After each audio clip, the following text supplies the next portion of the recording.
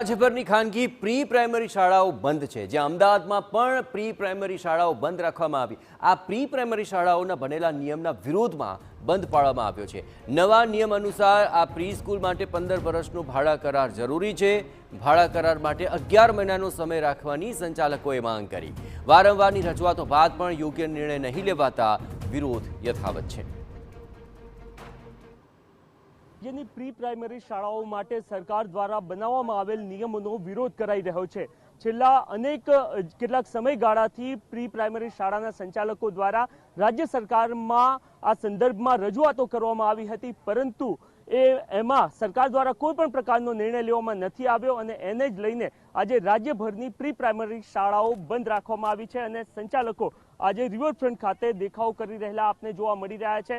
મહત્વનું છે કે ચાહે બીયુ પરમિશન, 15 વર્ષના ભાડા કરાર કે પછી ટ્રસ્ટ બનાવવા સહિતના તમામ જે મહત્વના નિયમો લાવવામાં આવ્યા છે એને લઈને શાળા સંચાલકો વિરોધ કરતા આપને જોવા મળી રહ્યા છે। સંચાલકો આપણી સાથે છે, એમની સાથે વાતચીત કરીએ કે તેઓ શું કહી રહ્યા છે। મેડમ, કઈ મહત્વની બાબતો છે કે જેને લઈને આપને લાગી રહ્યું છે કે જે પોલિસી બનાવવામાં આવી છે એ ખોટી છે અને આપની માંગો કયા પ્રકારની છે? એક તો બીયુ પરમિશનની જે વાત છે કે બીયુ પરમિશન હોવી જોઈએ, તો ઘણી બધી ફોર્મલ સ્કૂલ્સ એવી જે છે, વેલ નોન ફોર્મલ સ્કૂલ્સ કે એ લોકો પાસે સ્ટ્રક્ચર સ્ટેબિલિટી સર્ટિફિકેટથી ચાલે છે, તો પછી અમારી પાસે શું કરવા બીયુ પરમિશન માંગવામાં આવે છે? અમે પણ સ્ટ્રક્ચર સ્ટેબિલિટી અથવા તો રેસિડેન્શિયલ બીયુથી અમને ચલાવવાની પરમિશન મળવી જોઈએ। બીજી જે અગત્યની વાત છે કે આ જે પ્રી પ્રાઇમરી કહેવાય છે કે પ્રી સ્કૂલનો બિઝનેસ છે, તો મોસ્ટલી 95% લેડીઝ ચલાવે છે, બરાબર।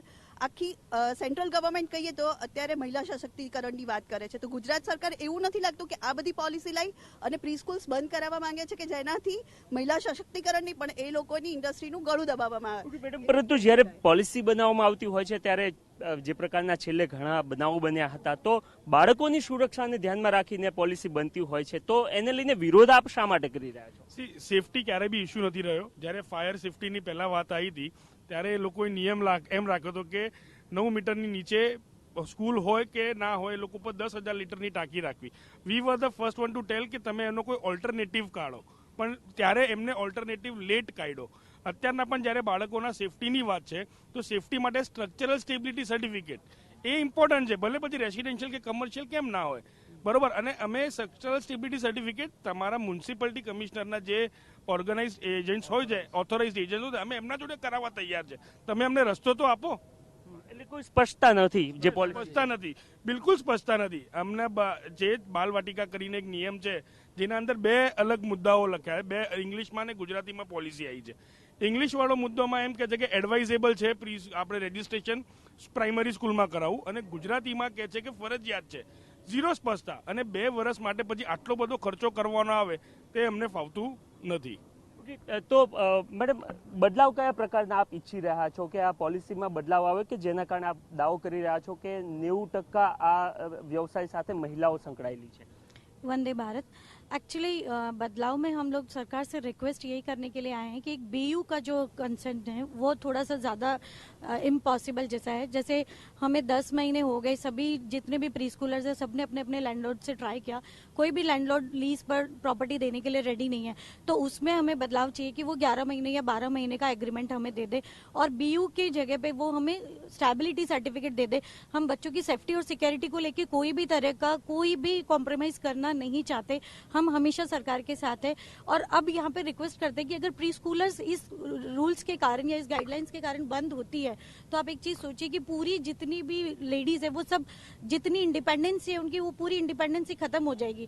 जैसे आप एक साइड जितना विमेन एम्पावरमेंट शो करते हैं उतना 5 लाख वुमेन्स अगर इंडिपेंडेंसी खत्म कर देगी तो वो किसी भी चीज के लिए लायक नहीं है। And second, one more thing, आप एक चीज बताइए कि प्री स्कूल में बच्चा जितना सेफ और जितना सिक्योर है, फॉर्मल स्कूल में 3 साल का बच्चा 1 घंटा ट्रेवल करके जाएगा तो वो ज्यादा सेफ होगा?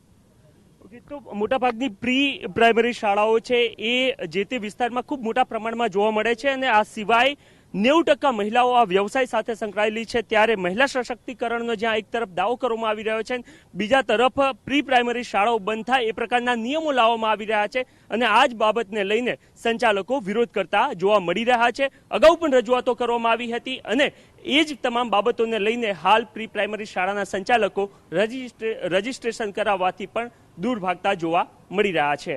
મનીષ ત્રિવેદી સાથે નરેન્દ્ર રાઠોડ, TV9।